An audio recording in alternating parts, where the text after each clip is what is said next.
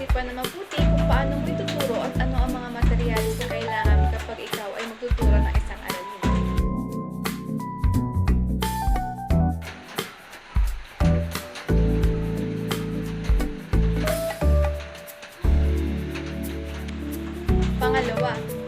Pangalawang importanteng bagay na natutunan ko ay maging maparaan sa mga bagay-bagay upang mapagpasa ng mga kailangan tuwing deadline.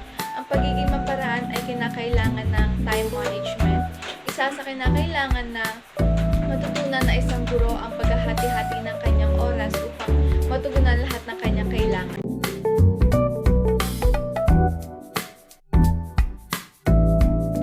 At ang panghuli aking natutunan ay maging handa palagi.